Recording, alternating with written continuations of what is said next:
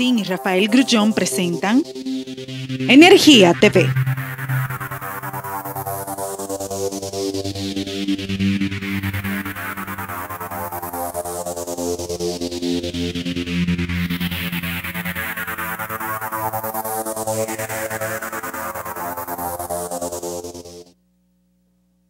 Bien, amigos, hoy es martes 23 de diciembre, es el penúltimo programa de Energía TV. Queremos, a nombre de Rafael Grullón y un servidor, darle las gracias a todos los que nos han acompañado durante este año, especialmente a esos generadores que cada martes nos han honrado con su presencia, al sector eléctrico oficial que ha estado con nosotros siempre y a todos los amigos que le han dado seguimiento a un tema tan importante como es la energía en este momento de la historia moderna. Sin ella ya no podemos vivir. De modo que gracias a todos por su apoyo. Don Rafael, feliz Navidad y próspero Año Nuevo. Usted le deseó a los generadores, pero le faltó el sector oficial. Sí, tú no lo oíste. Ajá. ¿Y qué fue lo que usted dijo? El sector oficial que nos ha acompañado durante este No digo yo, usted antes, fuera del programa, hizo un pedimento para los generadores. No, ese fue mi deseo a los generadores. Y para el este sector año se le dé. ¿Qué quiere un generador? Un generador quiere, primero, que lo logren el pacto. Número uno, que le paguen los atrasos, porque ellos no son bancos. Número dos, hay algunas cosas que ellos desean en lo más profundo de su corazón, pero no se atreven a manifestarlo. Y yo, como intérprete, pues yo les deseo que las EDE las pongan en manos de los generadores para que ellos puedan cobrar su cuarto. Y lo otro es un problema que subyace, que son las dos plantas eléctricas de carbón, que se la pongan al precio que ellos les convenga, ¿verdad? Que les interese y que la pongan en manos de ella. Hay otro asunto. Pero para el Estado que usted desea. Voy para allá. El sector oficial. El otro tema es, el último, y es que hay una serie, le decía al maestro Solano, que hay una serie de eventos que se juzgan fuera de contexto y que en el caso de San Felipe o de Coyentric, que cuando el muchacho tenía fiebre de 40 y el país necesitaba energía, la agarraban de donde viniera y al precio que viniera, hasta gasoil. De Chepa no apareció alguien con una planta eléctrica de gasolina, se la hubiéramos comprado en un momento dado porque la necesitábamos. De gasolina, premium, de la de 490 pesos el galón. Sin embargo, hoy se quieren hacer ver esos generadores como personas que venden cara de energía. No, es que cuando hicieron el contrato, lo hicieron con otro tipo de combustible y con otro patrón. Queríamos decir eso. Al sector oficial le queremos decir que, aunque a veces no lo entendemos, sí reconocemos que hay un sector de la población que no está preparado para asumir los costos de la energía y que el Estado tiene la obligación de ayudar a esa gente con los bonos luz, con los bonos gas y con lo que no se puede hacer para complacer quizás a los generadores, que es que así como compramos el arroz, nosotros tengamos que ir y comprar la energía. Todavía hay un sector de la población que les resulta difícil. Ahora, ¿qué yo le deseo? Que el 5% que hay dedicado a la difusión y a la educación, que lo comiencen a utilizar. Porque si no hay conciencia, no va a haber solución. Los pueblos que no trabajan con conciencia, con la concientización necesaria, no vamos a resolver los problemas. Y esa inversión en educación, en promoción y en concientización de la población sobre la importancia del ahorro y de que hay que pagar ese servicio como se paga la comida, como se paga el teléfono y como se pagan otras cosas. Y yo creo que el papel del Estado es ese. Eso es lo que yo creo. Tú me puedes ahora completar en tus deseos. No, eso que usted dice sin conciencia, no se va para parte. Nosotros tenemos unos sobrinitos en Italia. Y la primera vez que vinieron al país, una hermana nuestra nos trajo unos potecitos de vino, mire, chiquitico. Miniatura, ¿verdad? Porque ella salió al papá mío. Sí. Y ella me lo pasó conduciendo al aeropuerto. Y yo me di un trago. ¿Manejando tú? Sí.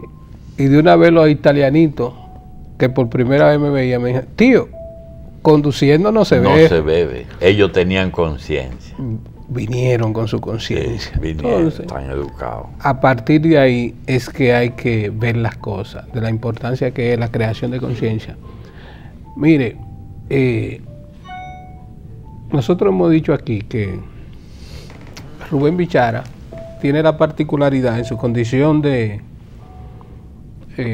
administrador, vicepresidente del Consejo de la CDE, que es el líder del sector energético, ha tenido la particularidad de que ha pasado por EDESTE, EDESUR y también por EDENORTE, porque en el 2004, lo repetimos por aquí, EDESUR y EDENORTE prácticamente eran la misma cosa.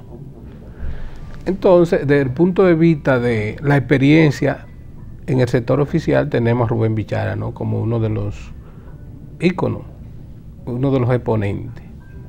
Pero nosotros vemos Energía TV tranquilo después que hacemos este programa.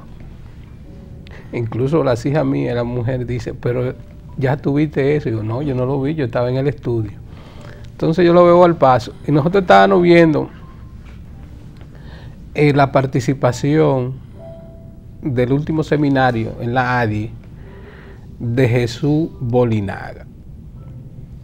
Y nosotros le queremos hacer un planteamiento al sector oficial de que vean detenidamente la exposición de Jesús Bolinaga, porque Fernando González nos estuvo llamando y nos dijo, Grullón, queremos que en Energía TV se ponga la intervención de Jesús Bolinaga en el seminario y hasta nosotros queremos promocionar esa ponencia.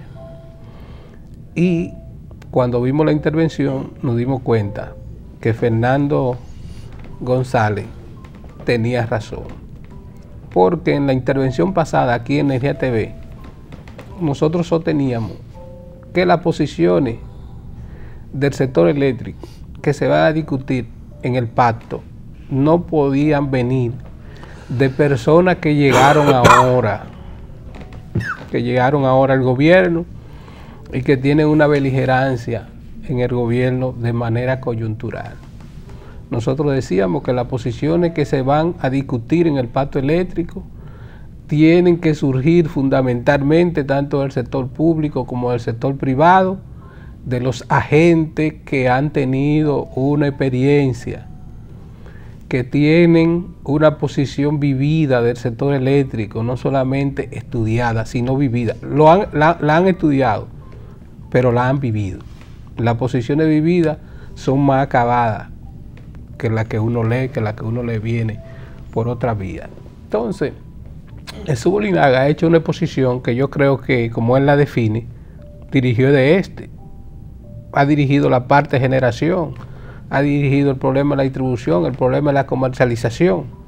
Es decir, es un hombre que hay que escucharlo. Yo nunca le he dado la mano a ese señor, ni lo conozco personalmente. Sí lo veía cuando estaba para que no haya confusión en este planteamiento. Pero yo creo, es más, nosotros nos vamos a proponer para comprometer a hacer lo que no hace el periódico El País, de anunciar cosas que no han sucedido. Nosotros nos vamos a proponer que en el próximo programa de fin de año nosotros exponer paralelamente una intervención que hizo Rubén Bichara en el Palacio Nacional del sector eléctrico y la exposición que ha hecho Jesús Bolinaga. Es decir, cuando él plantea una cosa y Rubén otra, él plantea una cosa y Rubén otra. Vamos a tratar de hacer ese paralelismo para que la gente vaya unificando las dos posiciones entre el sector oficial y el sector privado. Bien. Porque, don Julio, recordémonos en los años pasados de la Guerra Fría, donde a la juventud dominicana se le decía que la música norteamericana era una forma de penetración cultural. Y sin embargo, usted ve esa música que nos prohibían que escucháramos, y eran los mismos rebeldes que habían aquí. Es decir, los hippies y la música norteamericana de esos tiempos eran síntomas de las protestas, de la injusticia y de lo que estaba ahí contra la guerra y lo que estaba sucediendo en el mundo. Entonces, el sector privado, del sector eléctrico y el sector público, a partir de estas dos posiciones, de la de Rubén Bichara y la de Jesús Bolinaga, lo que tiene es que ponerse de acuerdo, complementar esas posiciones y llevarla al pacto eléctrico. Bueno. Yo lamentablemente, este programa, viendo tantas cosas del sector eléctrico, me ha convertido en un conciliador de la parte. Y eso es lo que yo creo. Bien, señores, yo quiero pedirle excusa a Roberto Herrera, que es nuestro invitado, porque yo le voy a robar a Roberto 2 minutos de su participación con motivo de que esto que le vamos a dar lectura es justamente la solución del problema eléctrico en la República Dominicana. Y como tiene importancia, yo le voy a regalar a mi amigo Roberto, gerente general de Coyentric, este mensaje para ver si él tiene la oportunidad de estar en el pacto eléctrico. Yo no voy a poder estar porque no tengo nada que buscar ahí. Pero vamos a agitarle de aquí. No me llevan, no hay forma. Dice así, vamos a ver, amigo Melvin, la diferencia entre los países pobres y países ricos no es la edad del país. Países como la India, Egipto, tienen más de 2000 años y son países pobres. Canadá, Australia y Nueva Zelanda hace 150 años eran inexpresivos. Hoy son países desarrollados y ricos. La diferencia entre países pobres y ricos tampoco reside en los recursos naturales disponibles. Japón posee un territorio 80% montañoso, inadecuado para la agricultura y el ganado, pero es la segunda economía mundial. Japón es como una inmensa fábrica fluctuante, importando materia prima de todo el mundo y exportando productos manufacturados. Otro ejemplo es Suiza. No cosecha cacao, pero tiene el mejor chocolate del mundo. Cría animales y cultiva el suelo durante apenas 4 meses del año. No obstante, fabrica los mejores lácteos del mundo. Es un país pequeño que da imagen de seguridad, orden y trabajo. Se transformó en la caja fuerte del mundo. Ejecutivos de países ricos, al relacionarse con sus pares de países pobres, muestran que no hay diferencia intelectual significativa. La raza o el color de la piel tampoco son importantes. Inmigrantes que fueron peligrosos en sus países de origen ahora son la fuerza productiva en países europeos ricos. ¿Cuál es la diferencia? Está en el nivel de conciencia del pueblo, de su espíritu. La evolución de la conciencia debe constituirse en el objetivo mayor del Estado en todos los niveles de poder. La educación y la cultura deben plasmar conciencia colectiva, estructuradas en los valores eternos de la sociedad, moralidad, espiritualidad y sobre todo ética. En síntesis, transformar la conciencia de las personas. El proceso debe tener inicio en las comunidades donde vive y convive el ciudadano. Comunidades cuando organizadas políticamente se tornan en microestados, las transformaciones deseadas por la nación serán realizadas en estos microestados, los átomos del organismo nacional. Al analizar la conducta de las personas de países ricos, vemos que la mayoría adopta el paradigma cuántico, prevalencia del espíritu sobre la materia, adoptan los siguientes principios de vida. Ética como principio básico, integridad y responsabilidad. El respeto a las leyes y los reglamentos, el respeto por el derecho de los demás ciudadanos y el amor al trabajo. Esa es la solución. Ahí hay una parte, sí. La solución del problema. ¿Verdad, Roberto? Bien, vamos entonces, vamos a hacer una pausa y venimos. No, te puede entrar. Seguimos con Roberto. Sí. Roberto es gerente general de Cogendric. Le agradecemos que nos haya esperado un momentito para darle lectura a ese pensamiento. Bienvenido, Roberto Herrera. Hola, Clara, yo soy gerente general de la Compañía de Electricidad de San Pedro de Macorís, que como los dominicanos le ponemos apodo a todo, se ha quedado el mote de Cogendric. Sí.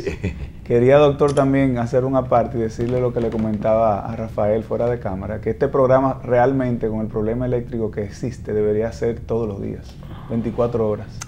Hasta tanto este tema se le preste la atención que quizás... Cuando veas a Rubén Bichara, díselo. Está bien. Y bueno, también aclarar y aprovechar el comentario que usted hacía de los temas coyunturales. Realmente la decisión del Estado cuando llamó a la licitación para instalar una planta como la nuestra, lo hizo porque existía una estabilidad de precio en los derivados del petróleo. En ese entonces un barril de petróleo costaba por debajo de los $20. Y la tecnología seleccionada en el caso nuestro, que fue de ciclo combinado, es una de las tecnologías más eficientes, que en aquel entonces el precio de energía rondaba los 5 centavos. Y para entregar mi punto con la bajada por la baja que ha habido de los precios del petróleo en los últimos días, nosotros a nuestro nivel máximo de eficiencia al día de hoy producimos por debajo de los 10 centavos. Y eso que estamos todavía en precio del petróleo, del diésel, que es el combustible que utilizamos, sobre alrededor de los $70 el barril, para el diésel número 2, que es el tipo de combustible que utilizamos, que por cierto es un combustible muy limpio y que no contamina al medio ambiente porque las emisiones son muy bajas comparado con otros derivados del petróleo. Es así que evidentemente si tomamos los precios del petróleo hoy y la eficiencia de la planta, estamos viendo precios por debajo de lo que era la meta del gobierno de 13 centavos que se propuso públicamente, que hemos escuchado que ha dicho públicamente. Sí, la Polinaga que estábamos comentando, una de las propuestas, a partir de la introducción que usted hizo, de que se le dé importancia a este tema, y es que él está proponiendo que esto sea declarado un tema nacional. ¿Qué usted cree de eso? Sí, completamente. Bueno, Jesús es colega nuestro, trabaja en una empresa que es hermana nuestra, que es el Consorcio Energético Punta Cana Macao, y definitivamente nosotros comulgamos y endosamos los planteamientos que Jesús ha hecho. Además, como usted decía anteriormente, Jesús tiene experiencia, no ahora adquirida en CEPEM, sino ya la trae de su experiencia primero en el país, cuando fue gerente general de DESTE, para el sector privado, y adicionalmente su experiencia que ha tenido en países como Argentina y Brasil, donde es evidente que estos problemas son problemas que se resuelven. Pero más allá, nosotros en CEPEM tenemos el hecho de tener la primera generación de dominicanos que no sabe lo que es un apagón, que no sabe lo que es tener un inversor y una planta eléctrica de respaldo, que paga su servicio eléctrico y que continúa creciendo a nivel de cliente residencial. Hoy, este año vamos a cerrar, arrancamos el año con unos 17,000 clientes y vamos a cerrarlo casi con 20,000 clientes. Eso te demuestra que el servicio eléctrico confiable llama a que la gente se mude buscando esa tranquilidad que te brinda un servicio de calidad. Y recientemente, lo habrán visto en la prensa, la CIER, que es una Comisión de Integración Regional Eléctrica, reconoció al CEPEM como la tercera mejor empresa de toda Latinoamérica por debajo de 500,000 clientes en términos de servicio, de calidad, precio, etc. Y número 1 en lo que tiene que ver con programas de responsabilidad social. Es decir, que somos el ejemplo para todas las empresas de distribución de Latinoamérica en cuanto a lo que tiene que ver con responsabilidad social corporativa y el relacionamiento con la comunidad. Mire, aquí había hay un seguro, se llama San Rafael, que cuando una gente chocaba con otro en el vehículo, si ¿qué seguro tú tienes? San Rafael se ponía la mano en la cabeza. Creemos que usted, cuando nosotros retornemos, vamos a una pausa, usted nos explique cómo Coyentri se va a transformar en la opinión pública de esa imagen, ¿no? De que vende cara su energía, a que viene con un nuevo modelo de plataforma tecnológica convertida a gas para venderle energía barata al sector público. Eso cuando regresemos. Bien, vamos a repetirle la pregunta a Roberto. Adelante. Sí, usted ha anunciado de buenas a primeras, ¿no? Como dice la gente, una magia, porque Coyentri estaba exigiendo que la Corporación Dominicana de Empresas Eléctricas Estatales le dé un nuevo contrato, le renueve el contrato para entonces hacer la conversión a gas natural. Pero, transcurrido el tiempo, vemos en los periódicos que ustedes anuncian de que ya no es necesario ese contrato, sino que ya ustedes han conseguido una oportunidad en el mercado internacional para hacer esa reconversión sin una garantía. Yo quiero que Roberto incluya en la respuesta que le hace, de la pregunta que le hace, algo que a veces la gente en la calle nos para y nos dice que se le hace pesado a Energía TV, porque a veces no entiende. Nosotros tratamos de que ustedes digieran a nivel de público del que usa la energía. Como dijo Colchón una vez, tú coges un combustible y me lo lleva a mi casa, pero tiene que pasar por la mano tuya para que tú conviertas esa energía, ese combustible en energía eléctrica y se lo entregue a los controles de la CDEE. Entonces, ese punto, cuando se habla de Coyentri, y tú una vez dices, espérate, yo me llamo San Pedro, y es que con ustedes se cometió se dijo tanto, que ya ni ustedes prefieren llamarse así. Se satanizó, como dice Álvaro. Sí, no, ya está ellos. No me diga así, pero a él mismo. Entonces yo quiero que tú digas, originalmente, ¿qué era Coyentri? Bueno, déjeme... ¿Era una generadora? Déjeme explicarle. Coyentrix Energy es una empresa norteamericana que era uno de los propietarios, de los accionistas de la Compañía de Electricidad de San Pedro de Macorís.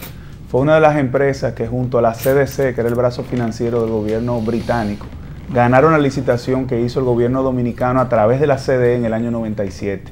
Es decir, Coyentri como empresa existe en Estados Unidos. Ahora, era un accionista de la Compañía de Electricidad de San Pedro de Macorís, que es quien siempre ha tenido el contrato de compra de energía que otorgó la CDE. La una o la otra.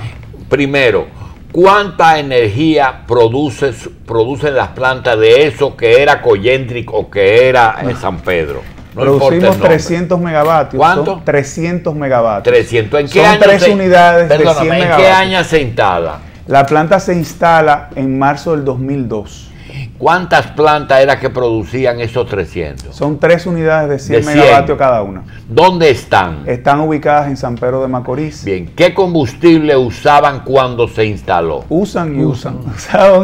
¿Qué usan? El combustible diésel número 2. Diésel, pero no fuel oil, ¿verdad? No, este es diésel número 2, que es un producto blanco. Usan gasoil. Es un poquito mejor que el gasoil, es más destilado, es más puro, tiene muchísimo menos contenido de azufre, por debajo del 1%. Eso desde el punto de vista de contaminación. Háblame desde el punto de vista de dinero. ¿Es costoso? En aquel momento no era costoso con la tecnología. Recuérdese que la tecnología de estas plantas es de ciclo combinado. ¿Qué significa esto? Yo le pongo combustible una vez, para utilizar el ejemplo suyo, y genero electricidad 1.5 veces. Esto es como utilizar un carro viejo versus un carro nuevo. Quizás el carro viejo, para tú llegar a San Pedro hoy, te gastabas 1,000 pesos en gasolina, en un carro nuevo te gasta 500. Bien. Esta tecnología, hoy por hoy, sigue siendo la tecnología más moderna y más eficiente que existe en el mercado. Roberto, si tú me dices a mí, te voy a comprar energía, yo lo primero que te voy a decir es, bueno, yo tengo que invertir en 3 plantas de 100, voy a invertir 300 millones de dólares, no sé cuánto, pero vamos a suponer que sean 309 invertimos. ¿300? 9. 309 millones de dólares, y tú me tienes que decir 2 cosas.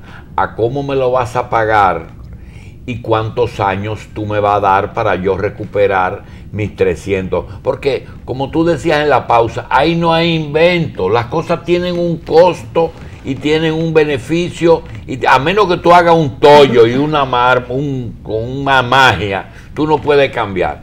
3 plantas de 100 usando un gasoil consumen y le hace ciclo combinado y consigue un ahorro de un 50% en gasoil. Correcto. ¿Y cuántos años te dio el gobierno para que le vendas energía? El contrato fue originalmente por 20 años. ¿Cuándo se vence? En marzo del 2022. En marzo del 2022. Bien. Cuando a ti te dicen en la calle, es que Coyentric o San Pedro o quien sea, le compran aunque esté apagado, ¿cuál es el mínimo de consumo que tú, cuál es a partir de cuánto el Estado te lo tiene que comprar aunque no te utilice? Bueno, fíjense, por costoso? El Estado, y como usted bien decía, por el nivel de inversión, y esto es tradicional en el sector eléctrico a nivel mundial y otros sectores. Yo en un programa que usted me invitó anteriormente le decía que el cargo por disponibilidad existe en el telecable, por ejemplo. ¿Seguro? Ahora bien, en el caso nuestro... Pero la misma corporación que se queda... ¿Te cobra un fijo? No, yo tengo 3 transformadores en mi casa. Y por el hecho de tener 3 transformadores apagados, yo tengo que pagar una carga fija. Esta planta, cuando nos remontamos allá, el Estado dijo, no, yo te voy a despachar como base. Base significa que es tan eficiente que tú vas a estar todo el tiempo operando.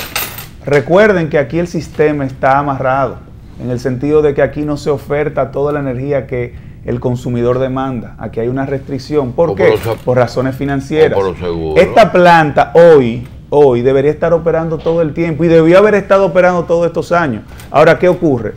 Como no hay recursos suficientes para pagarle a todo el mundo y este contrato tiene la particularidad que es el único que se fue al Congreso a buscar su ratificación en un partido de oposición, por cierto, 2 partidos de oposición, porque el gobierno era del PLD, la Cámara de Diputados estaba controlada por el Partido Reformista y la Cámara y el Senado estaba controlado por el PRD. Es decir, sí, que fue el único que se hizo correctamente. Albuquerque y Fafa Tavero cerraron fila con el PLD ahí. Bueno, el asunto es... ¿A cómo tú le vendías el kilo? En aquel entonces, sí. 5 centavos. A 5. Sí, ¿Y ahora cómo está? Hoy, con el precio del combustible hoy, si estuvieran las 3 unidades operando, porque hay eficiencia, ¿no? Estaría por debajo de los 10 centavos. Hoy. No es verdad que están a 22. Entonces. No, señor. ¿A 10 centavos? Así es. ¿Y por qué no te aprendía a 24 horas?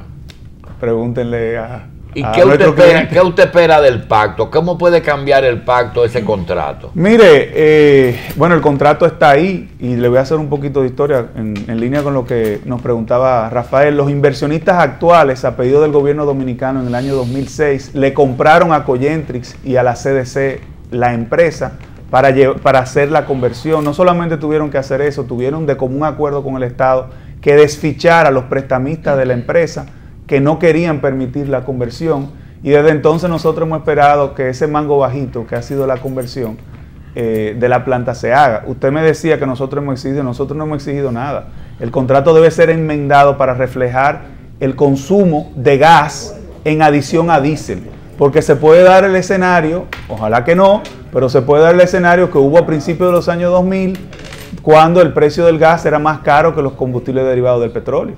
Yo no sé si ustedes recordarán eso. Sin embargo, en los años 2003, 2004, 2005, el precio del gas natural estaba por encima. Es con la revolución del gas de esquisto en Estados Unidos y en otros países cuando los precios del gas natural comienzan a reducirse y se invierte esa tendencia que existía. ¿Y no la podemos cambiar a gas natural? Claro que sí. La planta está diseñada para operar con gas. Hay que enmendar el contrato, como le digo, para reflejar el cargo por compensación de combustible con gas natural versus con diésel. Ahora, para ponernos una vacuna, Roberto. Dígame. ¿Y qué pasa si nosotros la convertimos en gas natural ahora? Perfectamente. Y dentro de un tiempo nos pasa lo mismo y que le ponen impuestos y sube el gas natural en Estados Unidos. Como mantiene la dualidad de combustible, esperamos que se mantenga esa misma tendencia proporcional de precios, y si el gas no funciona, entonces lo hacemos con diésel y viceversa. Esta es la bondad que tiene. Y se ha logrado también con los suplidores de gas que si eso ocurriese, uno pudiese disponer de ese gas, obviamente con cierta anticipación, o incurrir solamente en la diferencia que represente si hay una pérdida en la reventa de ese combustible. Es decir, que tampoco es que se va a asumir un riesgo en un combustible que es ya de común uso y que tiene muchos años de experiencia en lo que es el sector de generación eléctrica. Como quiera, ustedes están exigiendo una renovación de ese contrato. Es que no es una exigencia, es una enmienda, y la enmienda lo que hace es reflejar todo lo relacionado a la conversión, porque nosotros estamos haciendo toda la inversión. ¿Una enmienda o sustituirlo? Es una enmienda que se hace al contrato. Lo de la sustitución, Rafael, y quizás viene ahí, el suplidor de gas natural exigía anteriormente, el suplidor de gas, no nosotros, que los contratos de compra de gas natural tenían que ser a 20 años. Y es por eso que el Estado Dominicano accede en su momento, y así lo hizo la CDE en su momento en febrero de este año, accedió a que se extendiera el contrato a pedido de la CDE para satisfacer lo que exigen los suplidores de gas natural, que es público también, en aras de lo que decía el doctor. Usted entra a la página de internet de Cheniere Energy, por ejemplo, que es el suplidor de gas natural que más rápido va a comenzar a exportar a Estados Unidos a finales del año que viene, principio del 2016, y verá que todos los contratos que han firmado lo han firmado por 20 años. ¿Por qué? Porque eso permite la amortización en el tiempo de las inversiones billonarias que se están haciendo en Estados Unidos para convertir esas terminales que antes importaban gas, y ahora que Estados Unidos es productor y exportador de gas, ahora van a exportar gas. Y esa situación que parece insalvable, ¿qué puede aportar un pacto? ¿Un pacto de qué? De ustedes con el gobierno, de yo como consumidor. Háblame del pacto y la solución de ese problema, de que las cosas tienen un costo. Claro. Segundo, hay un contrato firmado hasta el 22. No importa lo que se hable en ese pacto y hay que cumplirlo. Cuéntame. Bueno, fíjese, de nuevo, nosotros los inversionistas actuales cuando compran la empresa en el 2006 lo hacen en aras de colaborar con el gobierno y convertir la planta para que opere con gas. Es un mango bajito que está ahí. Eso no lo cambia el hecho de que tengamos ahora el pacto o no, porque definitivamente es evidente que la conversión es lo que conviene para ese contrato. En adición a que la CDE, que es nuestro cliente, es la gran beneficiada de esta conversión. ¿Por qué? Porque ellos son los que ganan en la reventa de esa energía. Esa energía y ese ahorro que tienen cuando lo venden en el mercado, ellos ganan de eso. Adicionalmente, ellos ganan por el cargo por capacidad que el mercado le paga. El cargo por capacidad es, creo que se ha explicado en ocasiones, pero sencillamente es la disponibilidad de la planta. Mucha gente me decía, pero ustedes están apagados. Bueno, nosotros desde el mes de septiembre de este año hemos estado operando y la perspectiva es que operemos por lo menos hasta el trimestre que viene por la salida de plantas del mercado. Y hoy día, como mismo apuntaba el doctor, por la baja de los precios del petróleo, no entendemos cómo no está despachando 24 horas cuando el por la deuda acumulada, por la deuda acumulada. En el caso nuestro, la deuda no es de esas magnitudes porque obviamente son situaciones diferentes. Sin embargo, hay un elemento financiero que nosotros pensamos, personalmente yo pienso que es lo que quizás restringe un poco el que ellos permitan que se opere así. Vamos a hacer una pequeña pausa y volvemos con Roberto Herrera de San Pedro de Macorís. Seguimos hablando con Roberto Herrera, gerente general de una de las generadoras. Quiero contarle a Roberto que tengo algún interés personal en el tema por una historia que te voy a hacer. Cuando llegó el proceso de que la corporación, el país creció y empezó a demandar una cantidad de energía por encima de la capacidad del gobierno de buscar una solución y por otro lado de la velocidad en que se necesitaba esa energía, que comenzaron a contratar servicios como plantas flotantes en el río Sama, la Estrella del Norte. Tuvimos también la oportunidad de comprar 2 plantas en Texas, en San Antonio, que estaban en el muelle, plantas de guerra que llegaron aquí y luego fueron transformadas. Un personaje que tuvo mucho que ver con ese proceso fue Rolando González Bunter, hijo de un amigo de González Torrado, y quien logró acercarse al doctor Balaguer porque el doctor Balaguer era muy amigo de su padre, González Torrado, y yo tuve oportunidad de conocer a Rolando en la casa de un amigo querido, que fue el doctor Guaroa Liranzo, que parece que hizo una pequeña inversión, y él me regaló esas acciones, y yo soy accionista, que me regaló esas acciones mi amigo Guaroa. ¿De dónde? En algunas de las empresas de Rolando. Así que yo no soy... ¿Y cuándo es que reparten allá? No, él siempre me lleva mi picoteo.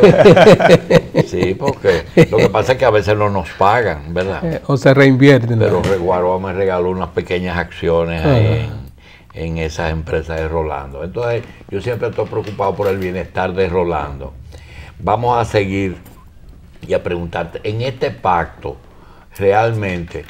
Yo no quiero aparecer como el que vendió al contado. A mí no me importa lo que decidan ahí, porque total que me tienen que cumplir hasta el 22 el contrato.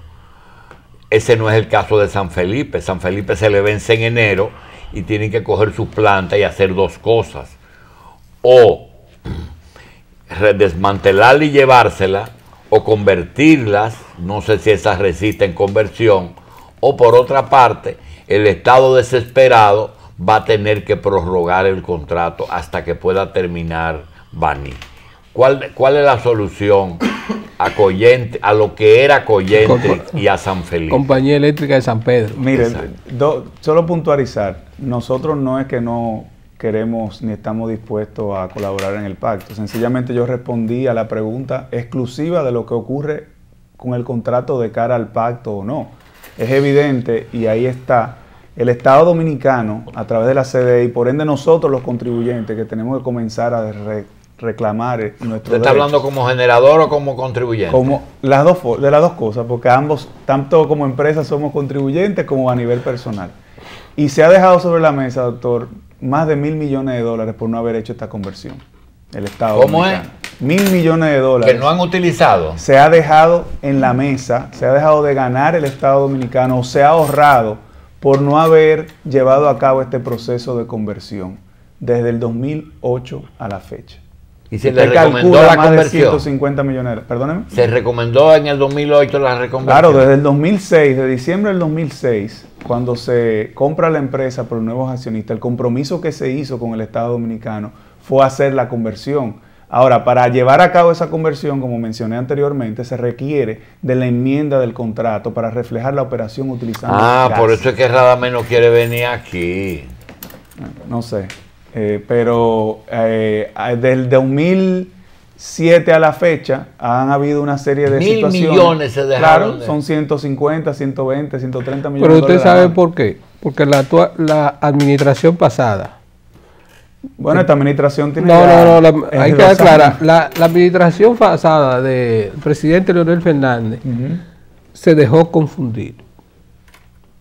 Y dijo que en el sentido de que el problema era administrativo de las EDE. Entonces se retardó y se echó a un lado el problema básico, que es el costo de producción, que es lo que se está enfrentando ahora. Aunque tenemos que compartir las ideas, como decía Jesús Bolinaga, de que no podemos ambos sectores tirarse flecha echándole la culpa de que es el sector de la distribución, que es el sector de la generación, sino que tiene que haber un complemento. Pero yo creo que la raíz de ese problema fue que no se tuvo en cuenta eso, que se debía marchar hacia una generación menos costosa. De nuevo, eso viene solo. Fíjese, usted tiene una tecnología con un combustible que utiliza.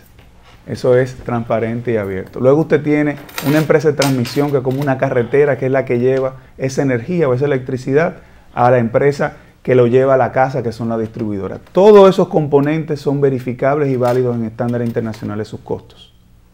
Aquí no hay misterio. Es cuestión de, como decía el doctor y como usted también ha dicho en la referencia a la presentación de mi colega Jesús, evidentemente las partes tienen que sentarse, dejar de lado cualquier matiz que intervenga y ver el tema como es, porque si no, CEPEM, que es nuestra empresa en Bávaro y Punta Cana, no hubiese sido reconocida como la segunda mejor empresa de toda Latinoamérica, menor de 500,000 clientes, por su oferta calidad-precio. Y créame que nosotros tenemos costos obviamente un poco mayores que lo que enfrenta el mercado. Ojalá yo tener, por ejemplo, los contratos que tiene la empresa de suministro de electricidad. Y no obstante eso, nosotros tenemos una cobranza que supera el 100% por el hecho de que tenemos la modalidad de prepago. Nosotros invertimos anualmente cientos de millones de dólares, decenas de millones de dólares en cambiar tecnología. Ahora estamos lanzando, el mes pasado arrancamos con un proyecto de medidores inteligentes, donde nosotros podemos saber quién y dónde toca un contador para cometer un fraude, porque ocurren fraudes en la zona, no es que no ocurran. Lo que pasa es que hay que gestionarlos. Yo creo que la CIEL debe ser el instrumento, es una cosa que también debe llevarse al pacto eléctrico, para medir la gestión. Porque yo creo que medirnos nosotros mismos la gestión, dando números y subiendo a la página, yo creo que eso no ha dado resultados. Por ejemplo, nosotros revelamos aquí las mediciones que se hicieron, que hizo la CIEL a Edesur Dominicana, entre el 2011 y el 2014, la diferenciación en eso. Entonces, ahora que se están haciendo presupuestos, ahí están los indicadores de qué es lo que tenemos que mejorar. Y una de las conclusiones a las que nosotros llegamos es que la mayoría de los indicadores depende del nivel de comunicación con el consumidor. Por ejemplo, Colchón, que él cree que yo estoy en contra de él, ¿no? Yo no estoy en contra de él. Ha planteado aquí de que tiene que construirse un consumidor responsable. Nosotros le decíamos a Julito, a doctor, así, en el panel anterior, de que el dinero del presupuesto, ¿de dónde que sale? Que son más de 600 mil millones. Es de los consumidores. Venezuela tiene petróleo barato, tiene de todo y está en una crisis profunda. Es decir, que si no se trabaja con la gente, nosotros no vamos a salir aparte en el sector eléctrico. Y nosotros vamos a tener ese tema permanente. Usted no estaba hablando de eso ahí antes de pasar la entrevista. ¿No? Termine con eso, el programa.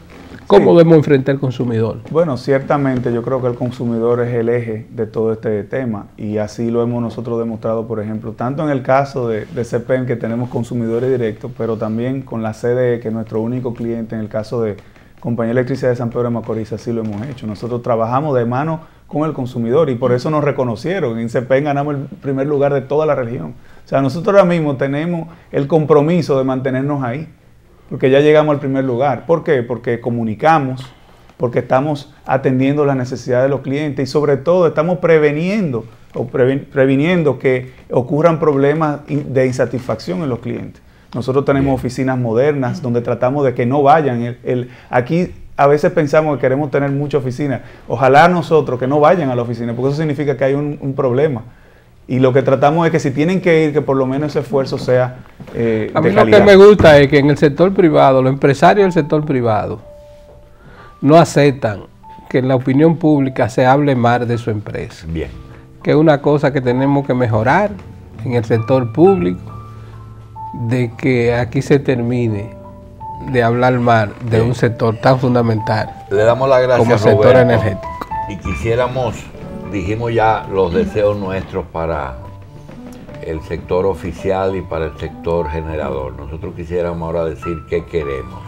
Nosotros deseamos que en ese pacto eléctrico nos sincericemos, como decía Roberto, pues cada quien diga cuáles son sus sugerencias o sus demandas y que el país entienda que hasta que no se sincericen esas cosas, ¿cuántos megas necesita República Dominicana para prenderse lo suficiente para que podamos desarrollarnos? Eso es lo primero. 3.000 megas. Entonces, una vez se establezca eso, decirle al sector eléctrico, ustedes quieren generar toda esa energía y cobrarla, háganlo, pero hagan dos cosas. Incluyan en su costo, número uno, la seguridad, que no sea el gobierno que tenga que darle los guardias y los policías. Dos, que el gobierno tenga cubierta su energía, todo lo que sea municipal y nacional está incluido en el costo. Y tres, no pagando la energía. No. Véndanla a un precio que el gobierno tenga incluido eso. Y lo tres es asegúrenme una tarifa para 1 millón de hogares, o 500,000 hogares, o 100,000 hogares que no pueden pagar más de 200 pesos. Con esa base, entonces, hagan una tarifa y le entregamos el sistema eléctrico al sector privado. Pero no es verdad que la masa es nuestra y los huesos del Estado, porque no puede ser. El Estado no puede irse tan lejos. Ojalá el pacto eléctrico llegue a grados de sinceridad de este nivel. Señores, usted vino fuerte. Muchas gracias, doctor.